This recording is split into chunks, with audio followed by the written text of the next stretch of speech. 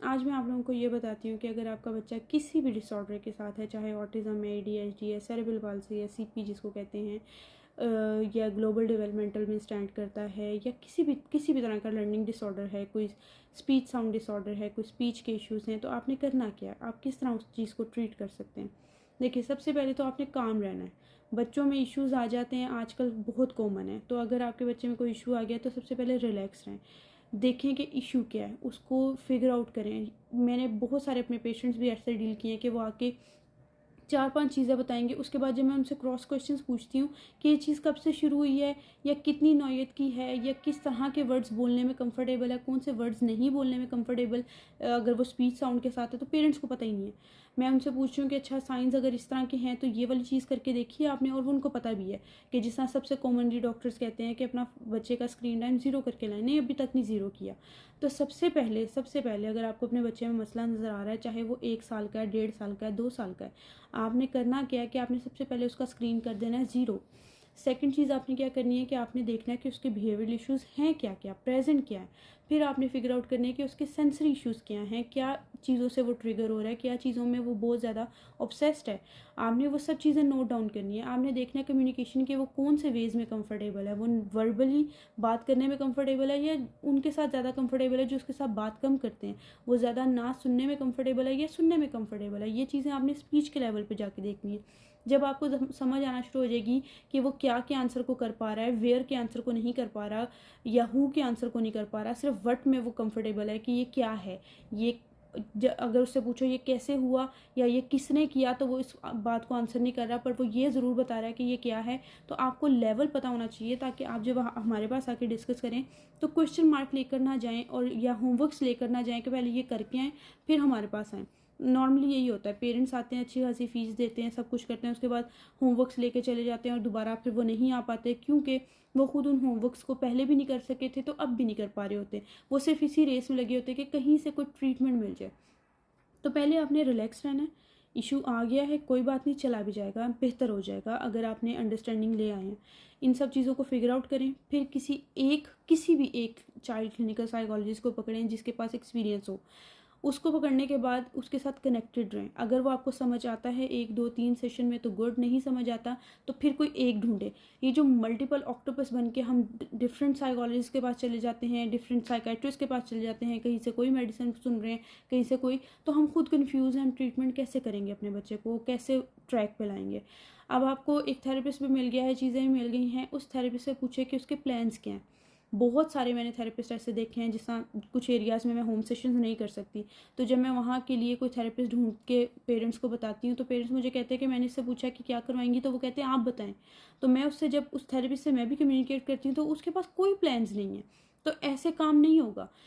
आपके थेरेपिस्ट के पास proper plan होना चाहिए कि हाँ, उसे समझ आ गया कि बच्चा लेवल 1 है ADHD में और लेवल 2 है ऑटिज्म में, तो आपके पास क्या प्लान है, बच्चे को क्या लेकर चलना है। स्टार्टिंग के प्लान हमेशा बेसिक होते हैं कि बच्चे को कनेक्ट करना है, बच्चे को प्रेजेंट मोमेंट में लाना है, उसका अटेंशन फोकस अच्छा करना है, उसकी बेसिक कमांड फॉलोइंग अच्छी करनी है, उसका ऑन सीट अच्छा करना है।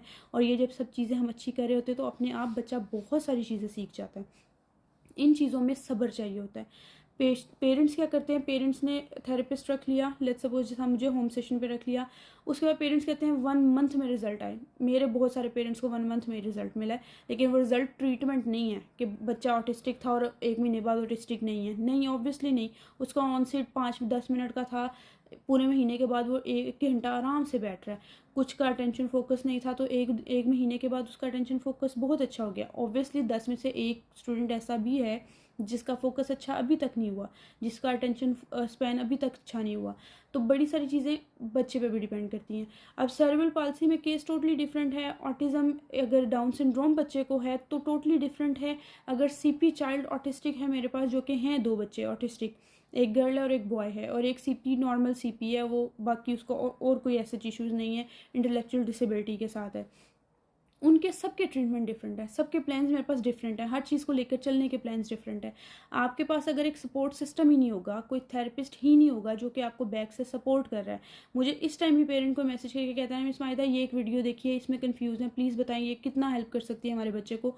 तो मैं उन्हें गाइड करती हूँ और उसके बाद वो कहते हैं हाँ समझ आ गई, शुक्र है आपने सही से बताया, ऐसी कोई वीडियो नहीं अभी तक मिली जो हमें ये बात बता सके। तो आपको भी कोई ना कोई थेरेपिस्ट ऐसा चाहिए जो आपकी सपोर्ट पे पीछे खड़ा हो। आपको कोई भी कन्फ्यूजन आप उससे पूछें, ऑब्वियसली वो मुफ्त में नहीं करेगा, वो भी अपना टाइम निकाल के कर रहा है, तो आपने कहीं ना कहीं तो पैसे लगाने हैं। तो जगह जगह अपने सर को खपाने की बजाय किसी एक अच्छे बंदे को ढूंढें, वहाँ से काम स्टार्ट करवाएं। आप जिस भी एरिया से हैं, बेटर है कि जिस एरिया से हैं वहीं से काम करवाएं। बहुत सारे मेरे पास पेरेंट्स आउट ऑफ सिटी वाले हैं जो सैटरडे संडे को मेरे घर पे सेशन लेते हैं, लेकिन उनके लिए डिफ़िकल्टी क्या है कि वो यहाँ पे शिफ्ट नहीं हो सकते, और अगर शिफ्ट होने का प्लान किया भी है अगर दो पेरेंट्स ने, तो उनके लिए बड़ी डिफ़िकल्टी हुई है कि यहाँ पे कहाँ रहें, यहाँ पे इतना ज़्यादा रेंट है, जैसे बहरिया वाली साइड पे बहुत रेंट है, फर्निश्ड अपार्टमेंट की साइड पे जो ले रहे हैं, तो चीज़ें डिफ़िकल्ट से डिफ़िकल्ट हो जाती हैं। तो बेटर होता है कि आप अपने एरिया में फाइंड आउट करें। नहीं मिल पा रहा तो लाहौर में कोई वीकेंड पे सेशंस लें, वर्किंग डेज़ में ख़ुद सेशन लें, ताकि ख़ुद सीखना शुरू करें। किसी वीकेंड पे नहीं आ सकते तो क़यामत ना हो, आपको ख़ुद भी सेशंस लेना आ रहा हो। मैं मल्टीपल वीडियोस हर सेशन में बनाती हूँ बच्चे की, कोई भी टास्क कर रहा है चाहे वो पहले बनाई हुई क्यों ना हो, मैं उस टास्क को डिफरेंट तरीके से करा रही हूँ, तो मैं खुद उस वीडियोस को रिकॉर्ड करके हमेशा सेशन के बाद पेरेंट्स को भेजती हूँ कि उन्हें पता चले कि बच्चे के साथ आज क्या हुआ है, बच्चे ने आज क्या किया, उसका मूड कैसा था, वो कितना अटेंड कर रहा था, क्या चीज़ें चल रही हैं। और उसके बाद वो खुद कोशिश करें, मोटिवेट हों कि जब ये थेरेपिस्ट के साथ, जिसके पास हफ्ते में 2 दिन जा रहा है, उसके साथ इतना सारा काम कर सकता है, तो हमारे साथ क्यों नहीं। आपको एक प्रॉपर प्लान चाहिए। आप दूसरे बच्चों को मत देखें, दूसरे पेरेंट्स को मत देखें। सबसे मेन चीज़ ये है कि जब हम दूसरों की प्लेट्स में देखते हैं ना, तो अपनी प्लेट हमेशा हमें खाली या क्रैक्ड नज़र आती है कि यार ये तो हम तो कुछ भी नहीं कर रहे।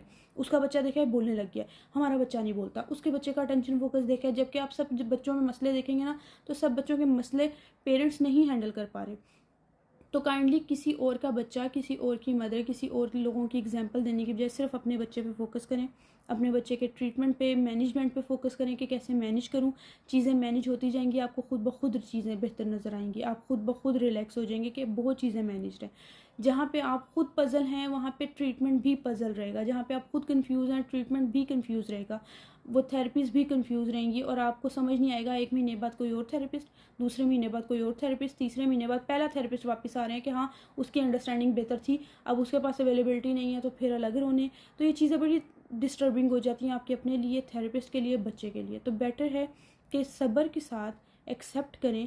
एक्सेप्ट करने के बाद ट्रीटमेंट देखें, साइंस देखें, सिम्टम्स देखें, ये सब चीज़ें देख के एक ट्रैक पकड़ें और उस पर चलते जाएं। अल्लाह ताला खुद ब खुद रास्ते बना देता है। जब आप सही और साफ़ नीयत के साथ काम कर रहे हो तो सब चीज़ें खुद ब खुद हो जाती हैं।